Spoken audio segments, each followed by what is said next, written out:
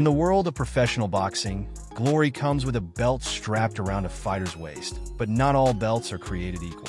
Imagine stepping into the ring, not just to prove you're the best, but to navigate a labyrinth of titles and champions.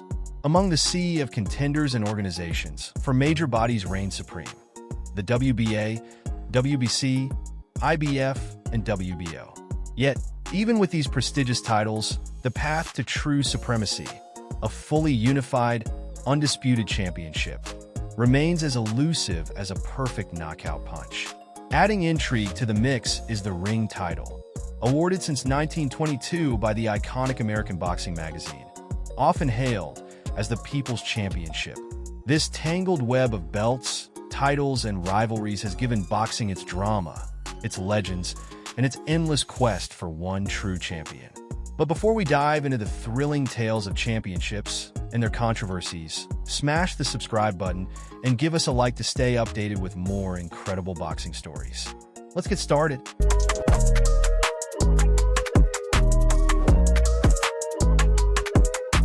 In the roaring 1920s, boxing was more than a sport. It was a spectacle, a battleground where legends were made and crowds roared with every crushing blow.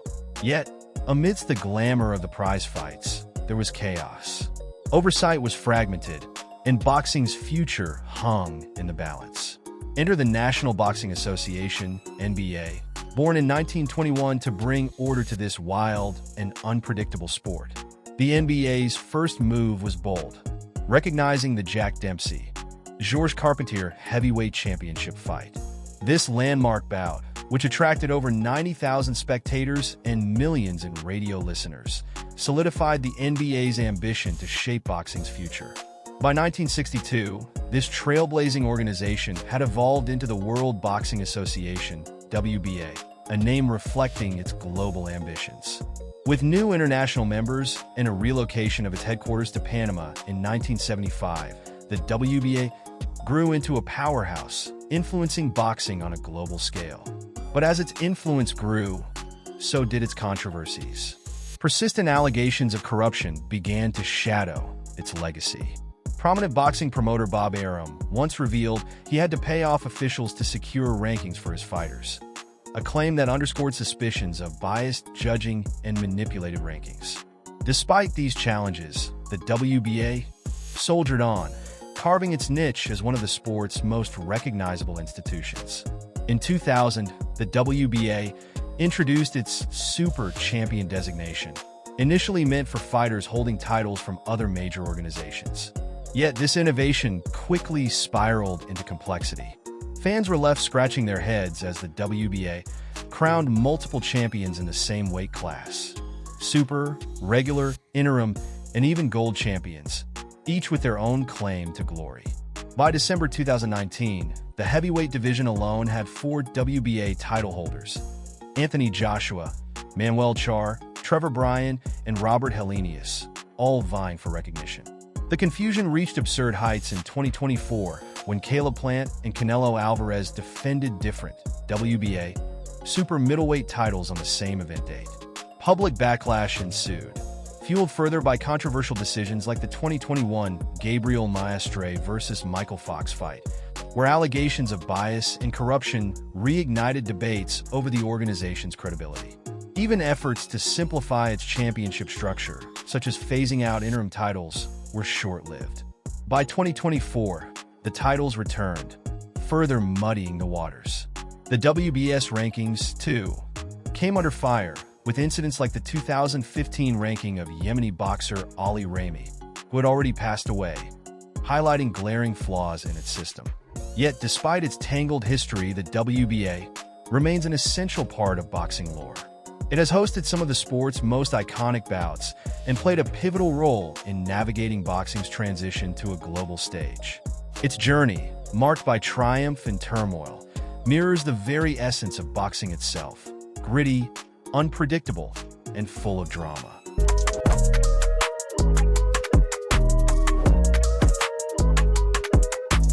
It was Valentine's Day in 1963, but instead of roses, the delegates in Mexico City brought ambition. Representatives from 11 nations, including the United States, the United Kingdom, Argentina, and the Soviet Union convened at the invitation of Mexican President Adolfo López Mateos. Their mission was clear: to unite a sport fractured by competing authorities and usher boxing into a new era. From this historic gathering emerged the World Boxing Council, WBC, an organization destined to become a cornerstone of professional boxing. The WBC didn't just aim to regulate boxing, it aspired to revolutionize it. At the time, the sports landscape was dominated by groups like the New York State Athletic Commission, NYSAC, the National Boxing Association, NBA, and the European Boxing Union, EBU. Yet these bodies lacked the international scope the WBC envisioned. Over the decades, the WBC expanded its influence, eventually boasting 161 member countries. Today, it stands as one of boxing's four major organizations, alongside the World Boxing Association, WBA, International Boxing Federation, IBF, and World Boxing Organization, WBO. Together, these entities collaborate to uphold a shared commitment to advancing the sport worldwide. Under the leadership of its longest-serving president, José Sulaiman, from 1975 until his passing in 2014, the WBC introduced reforms that would redefine boxing's global landscape. His son, Mauricio Sulaiman, has since taken the reins, continuing the legacy of innovation. One of the WBC's most pivotal contributions was the 1983 decision to reduce championship bouts from 15 rounds to 12 after the tragic death of Kim Duk-koo. This landmark reform, focused on boxer safety, was soon adopted by other organizations, setting a new standard in the sport.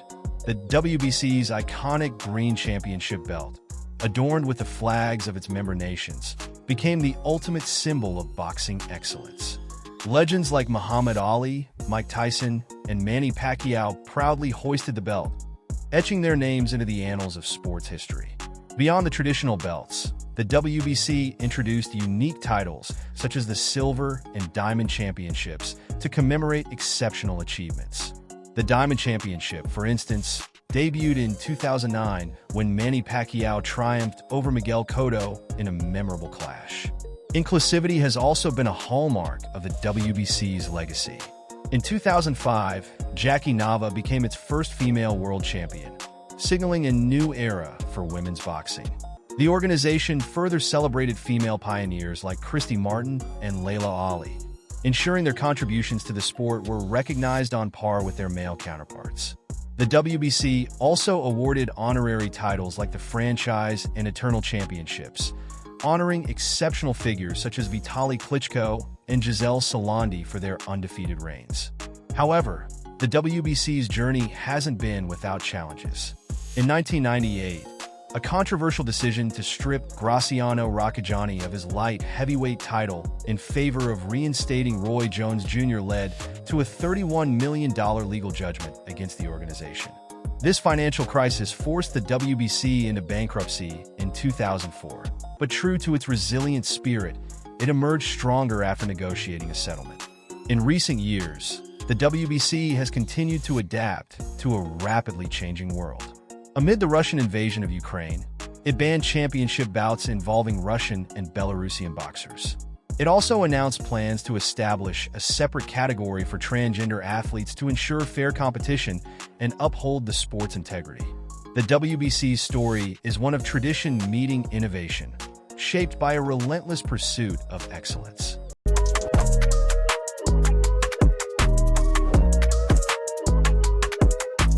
In the glittering world of professional boxing, where every punch echoes with dreams of glory, one organization has fought its way to prominence by standing for integrity and transparency: the International Boxing Federation, IBF. Its journey from humble beginnings to becoming one of the sport's major pillars is as dramatic and resilient as the champions it crowns. It all began in 1983, amid the sun-drenched beaches of Puerto Rico, where tensions simmered during the World Boxing Association's annual convention. Robert W. Bobby Lee Sr., president of the United States Boxing Association, USBA, had his sights set on leading the WBA. But when his campaign fell short against Gilberto Mendoza, frustration boiled over. Refusing to accept the outcome, Lee and his supporters walked out, igniting a bold idea to create a new organization that would redefine world boxing. Originally called WBA International, the fledgling entity was officially renamed the International Boxing Federation on November 6, 1983, establishing its headquarters in New Jersey, a home it still proudly claims today. The IBF's early days were modest, but by 1984, it had made waves by recognizing established champions like Larry Holmes, Aaron Pryor, Marvin Hagler, and Donald Curry. Larry Holmes, a titan of the sport, even relinquished his WBC title to align with the IBF, a seismic shift that cemented its legitimacy. Its first official world champion, Marvin Camel, brought prestige to the organization, winning the IBF Cruiserweight title and further solidifying its rise. The IBF quickly became known for its distinctive red and gold belt, a symbol of its commitment to fairness and honor. But like every great story, the organization's journey wasn't without turbulence. In 1999, a shadow was cast over its reputation when founder Bobby Lee was indicted on racketeering charges following a 3-year federal investigation.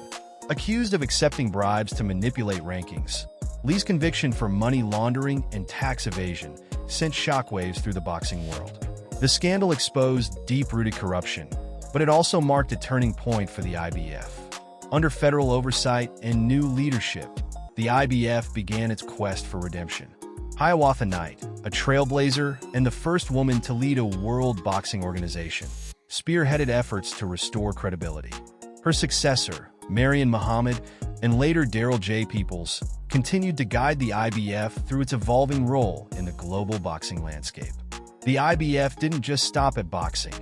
It expanded into Muay Thai, holding its inaugural convention in Bangkok in 2017, where champions in 3 weight divisions were crowned. It also took a bold stand on global issues, barring Russian and Belarusian boxers from championship fights following Russia's invasion of Ukraine, demonstrating its commitment to responsibility beyond the ring. Today, the IBF stands tall as one of the 4 major organizations recognized by the International Boxing Hall of Fame.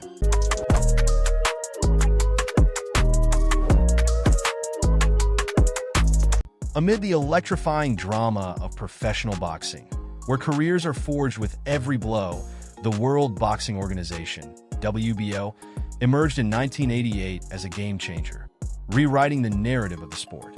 Emerging from a stormy split within the World Boxing Association, WBA, the WBO was forged in the heat of conflict and determination. What began as a defiant move by a group of Puerto Rican and Dominican visionaries has since transformed into one of the sport's most influential governing bodies, shaping champions and captivating fans worldwide. The story of the WBO began at a WBA convention, where tensions flared over disagreements about the rules of the sport.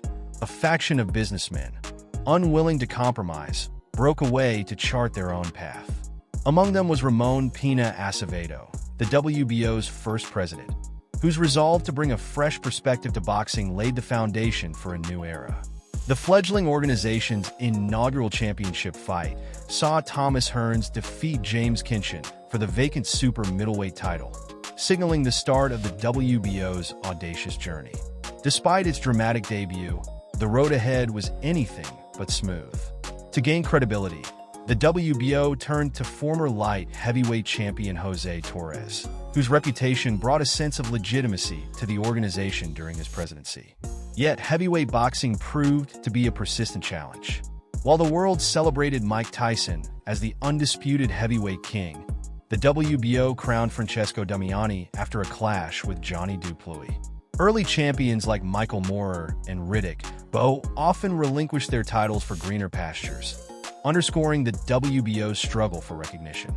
The WBO found its footing in the lighter weight divisions, where charismatic fighters like Chris Eubank, Johnny Tapia, and Nassim Hamed captivated audiences and elevated its status during the 1990s.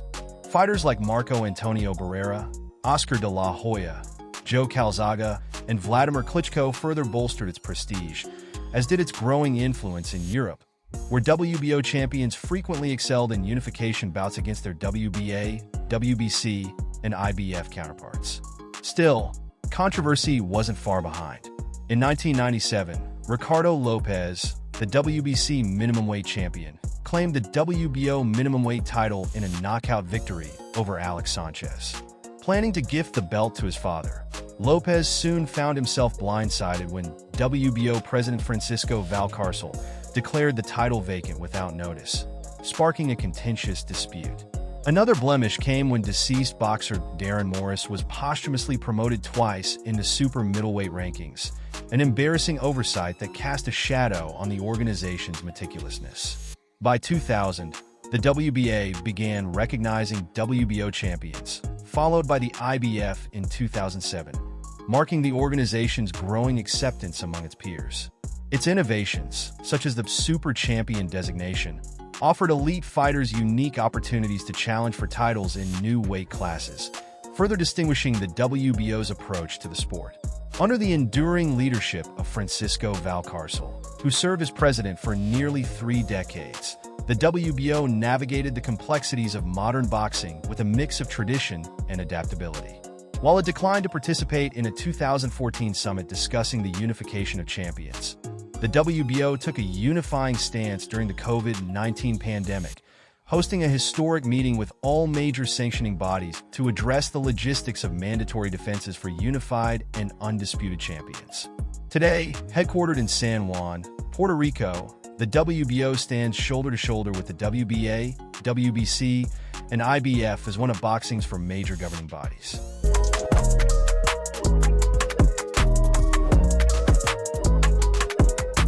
In the early days of boxing, amidst roaring crowds and smoke-filled arenas, one question always loomed: who is the true champion?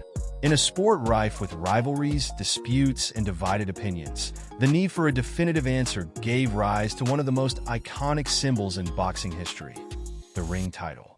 Born in 1922 under the stewardship of the Ring magazine, this title emerged as a beacon of clarity in a chaotic era, long before the likes of the WBC, WBA, or IBF came into existence. It was created to honor the true lineal champion in each weight class, free from politics and promotional influence. A belt that represented merit, not maneuvering. To earn this coveted prize, a fighter had to do more than hold a belt. They had to conquer the reigning champion or rise undeniably to the top contender spot in their division. Over the decades, this uncompromising standard saw the ring title worn by legends like Jack Dempsey, Sugar Ray Robinson, Muhammad Ali, and Marvin Hagler, names that define the golden age of the sport. But even the most sacred symbols are not immune to controversy. In the early 2000s, the ring faced criticism for its rankings and title decisions, casting a shadow over its legacy. Recognizing the need for reform, then Editor-in-Chief Nigel Collins spearheaded a revival in 2002, restoring the title's prestige by reinforcing its commitment to fairness and integrity. Today, the ring title stands as more than just a belt. It is a testament to a fighter's supremacy and a nod to boxing's rich lineage. In a sport filled with fleeting accolades, it remains a timeless emblem of greatness, a prize that every champion dreams of hoisting high. Before you go, join our channel to unlock exclusive perks, like suggesting future topics and getting early access to new videos. Thanks for watching. Don't forget to hit like, leave a comment, and subscribe to stay updated. Up next, check out top 10 heavyweight power punchers of all time for more thrilling action and incredible stories from the world of boxing. See you in the ring next time.